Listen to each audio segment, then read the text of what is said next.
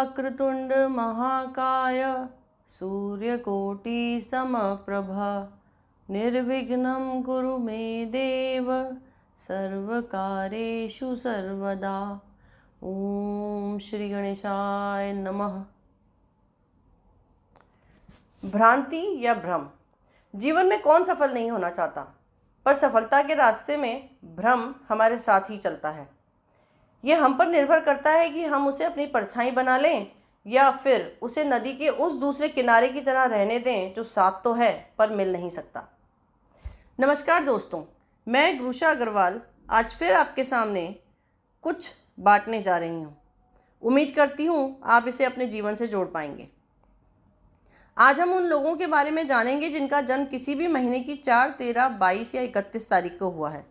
अगर हम double digits को ऐडअप करते हैं तो उसका सम 4 ही आएगा, उसे सिंगल डिजिट में लाने के बाद। और नंबर 4 वाले लोग प्लैनेट राहु से गवर्न होते हैं, यानी कि ग्रह राहु। राहु कैसे होते हैं ये लोग? राहु गवर्न लोग ऐसे जैसे कि वो अपने आप को इंट्रोड्यूस करते हैं ऐसे जैसे हाय आई एम राहु। नाम तो सुना ही होगा। जी हाँ, ऐसा ही है ये प्लैनेट, बहुत ही फेमस। ऐसे लोग चाहते हैं कि लोग इन्हें जानें। वैसे भी काफ़ी डर है लोगों के जहन में इस नाम का। अरे भाई, Rahu is a planet of कलयुग, डरने की कोई बात नहीं है। मैं मानती हूँ कि कोई भी जानकारी देने या लेने से पहले उसकी हिस्ट्री यानी इतिहास को जानना ज़रूरी होता है। अगर हम चीज़ों के रूट्स में जाएंगे तो समझने में आसानी होगी। एक छोटी सी स्टोरी है। समुद्र मंथन के समय जब अमृत निकल के आया तब उसे सिर्फ देवताओं में ही बांटा जा रहा था। बांटने वाले थे भगवान विष्णु, जिन्होंने मोहिनी रूप धारण कर रखा था। ये करते हुए उन्हें एक राक्षस जिसका नाम स्वरभानु था, उसने देख लिया। उसने देवताओं का रूप धारण किया और सूर्य और चंद्रमा के बीच जाकर बैठ गया। यह बात जब चंद्र और सूर्य को पता चली तो उन्होंने ये बात भगवान विष्णु को बताई। बस फिर क्या था, भगवान ने निकाला अपना सुदर्शन चक्र और स्वरभानु का गला काट दिया। पर क्योंकि उस अमृत की कुछ बूंदें उसके गले में चली गई थीं तो वो मरा तो नहीं, पर शरीर के 2 टुकड़े हो गए। सर कहलाया राहु और धड़ कहलाया केतु। देखिए, राहु का सिर्फ सर है, यानी कि आंखें, नाक, कान, मुंह और सबसे बड़ी चीज़ दिमाग। लिहाजा हम कह सकते हैं कि ऐसे लोग काफ़ी ब्रेनी होते हैं, और या फिर दूसरी भाषा में कहें तो खुराफाती बहुत होते हैं। स्वरभानु, जिसकी माता का नाम सिंगिका था, यानी कि जिसको हम होलिका के नाम से भी जानते हैं। जी हाँ, होलिका, जो कि भक्त प्रहलाद को लेकर अग्नि में बैठ गई थीं, जो कि हिरण्यकश्यप और हिरण्याक्ष की बहन थीं। हिरण्याक्ष जिसने अपनी शक्तियों का मिसयूज करते हुए पृथ्वी को क्षीरसागर नाम के महासागर में गहराई में जाकर छुपा दिया था। सारा संसार त्राही त्राही कर रहा था। तब भगवान विष्णु ने वाराह अवतार लिया। यह अवतार भगवान के दशावतार में से तीसरा अवतार था।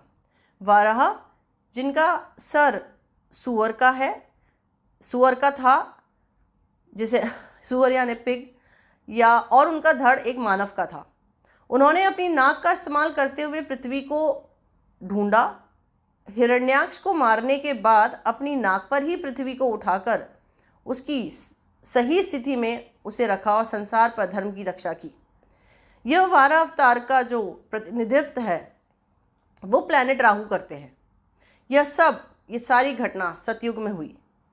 जैसा कि मैंने कहा, राहु कलयुग का प्लैनेट है, तो ऐसे लोग जिन्होंने 4, 13, 22, 31 को जन्म लिया है वो काफ़ी एक्सप्रेसिव होते हैं। अपनी बात को आसानी से बता सकते हैं, उन्हें किसी तरह की झिझक नहीं होती। एक्सट्रोवर्ट भी बहुत होते हैं, काफ़ी एक्टिव और सोशेबल होते हैं। At the same time hard working भी बहुत होते हैं। इनमें एक धुन सवार हो जाती है अपने काम को करने की।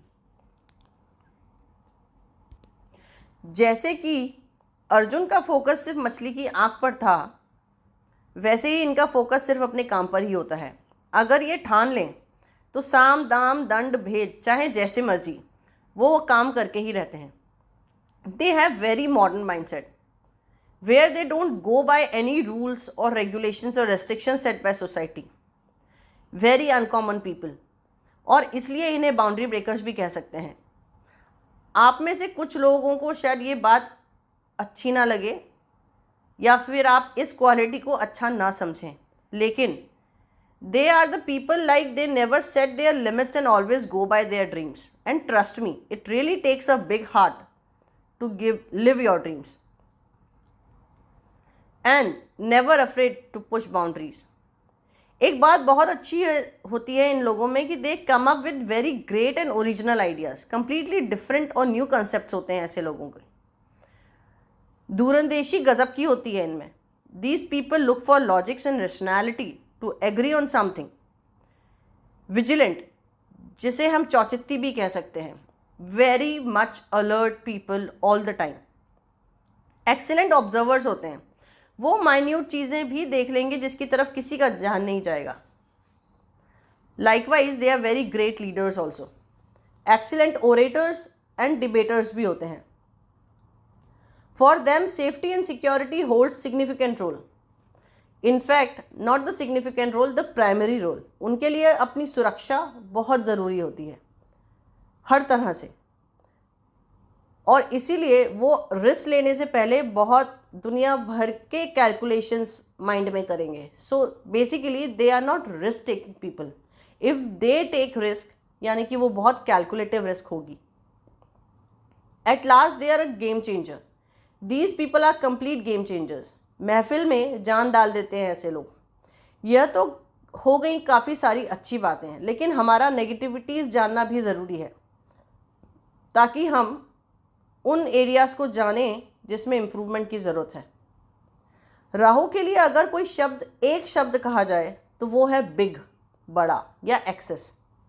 राहु हर चीज़ को बड़े लेवल पे कर सकता है और बड़े लेवल तक ले जा सकता है, या फिर एक्सेस में कर सकता है, यानी कि excess of everything is bad. Rahu अगर नेगेटिवली काम कर रहा है आपकी लाइफ में तो ऐसे लोग रिवॉल्यूशनरी और क्रांतिकारी भी हो सकते हैं। They become over ambitious. देखिए, एम्बिशियस और ओवर एम्बिशियस में बहुत थिन लाइन ऑफ डिफरेंस होती है। कब सीमा पार हो जाती है पता नहीं चलता। ऐसे लोग अड़ियल, ज़िद्दी, इम्पेशेंट, इनसिक्योर रहते हैं। राहु एक धुआं है, आपकी छोटी सी बात को कितना फैला देता है आपको पता भी नहीं चलता। And this is the state of mind. These people are people who overthink. राई का पहाड़ कैसे बनाया जाता है और बात का स्वरूप कैसे बदला जाता है इन लोगों को बहुत अच्छे से आता है, लेकिन ये तब तक है जब तक Rahu is giving its negative energies to you.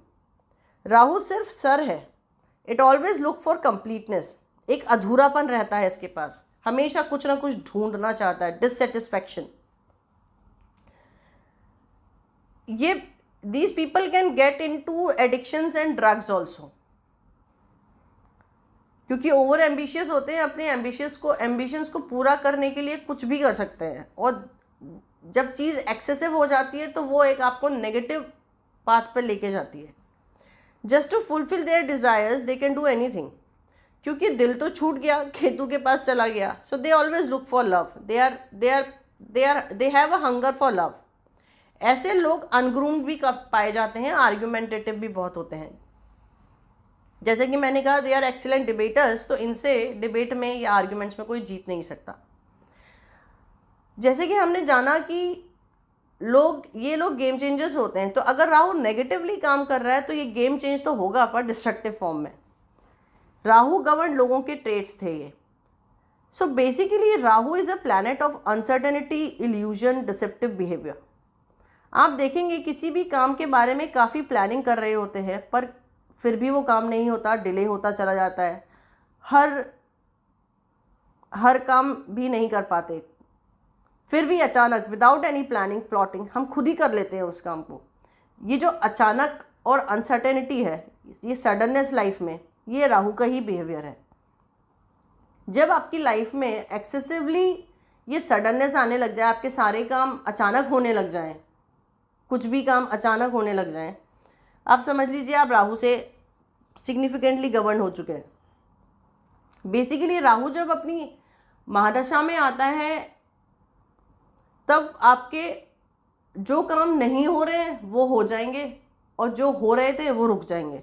तो किसी ना किसी तरीके का ऑब्स्ट्रक्शन वो डालता ही है।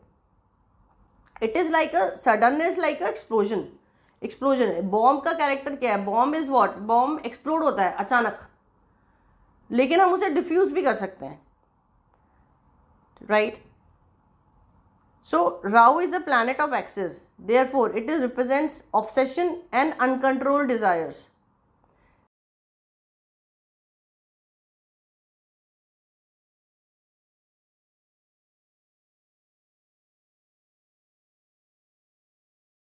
किसी भी चीज को पागलपन की हद तक करना। अगेन पैशन एंड ऑब्सेशन में फर्क होता है। Rahu boost your desires to an uncontrollable level, और धुआं होगा तो कंफ्यूजन होगा क्योंकि क्लैरिटी नहीं होगी। राहु माइंड गेम्स खेलता है, always try to prove its excellence over others, bossy होता है। इसका बेस्ट पार्ट ये है कि इसके पास बहुत ओरिजिनल आइडियाज होते हैं, they are not copied, and it is a planet of worldly pleasures, happiness, materialism. ये प्लैनेट आपको सांसारिक मोह की वस्तुओं से जोड़ता है, इसीलिए हमने कहा Rahu is a planet of कलयुग।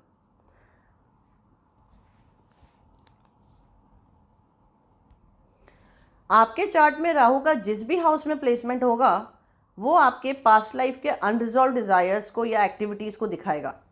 Let's say if Rahul is in 10th house, not Rahul, it is Rahu, it means past life में कुछ काम ऐसा करना चाहते थे जो कि नहीं कर पाए, इसलिए इस जन्म में आपको वो करना है। अब वो काम कुछ भी हो सकता है। राहु तो सबकी लाइफ में कहीं ना कहीं अफेक्ट करता ही है, पर जो नंबर 4 वाले लोग होते हैं वो प्राइमरीली उनमें ये ट्रेट्स देखने को मिलेंगे। जैसा कि हमने अपने लास्ट वीडियो में बताया नंबर 7 के बारे में, जो लोग केतु से गवर्न होते हैं, और ये बताया कि हर प्लैनेट का पॉजिटिव और नेगेटिव ट्रेट दोनों ही होता है। ये हम पर निर्भर करता है कि हम अपनी लाइफ में उसको कैसे बैलेंस आउट करते हैं। राहु को मैलेफिक और डिफिकल्ट इसलिए कहा गया है क्योंकि ये आपको ज़िंदगी में सेल्फ कंट्रोल कितना ज़रूरी है ये समझा देता है। ये प्लैनेट आपको यह बता देता है कि मैं तो तुझे खींचूंगा ही, पर तुझे अपना दिमाग इस्तेमाल करना है और ज़मीन पर ही रहना है। मैं तो तुझे इतना दूंगा कि तू उड़ना शुरू कर देगा, पर तुझे ज़मीन पर ही रहना है, क्योंकि अगर तू उड़ा तो तुझे नीचे भी मैं ही गिराऊंगा। वही बात हो गई ना, बेताल ने कहा विक्रम तू बोला ले मैं चला। जी हाँ, ये ऐसा ही है। ये आपको आपके मन को भ्रमित करने का पूरा काम, पूरा श्रेय इसी प्लैनेट पे जाता है।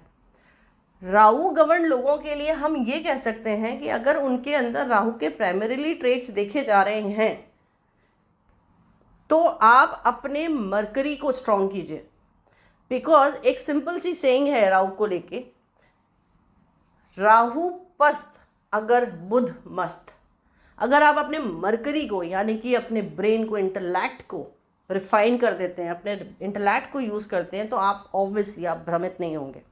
सो बुध मस्त तो राहु पस्त।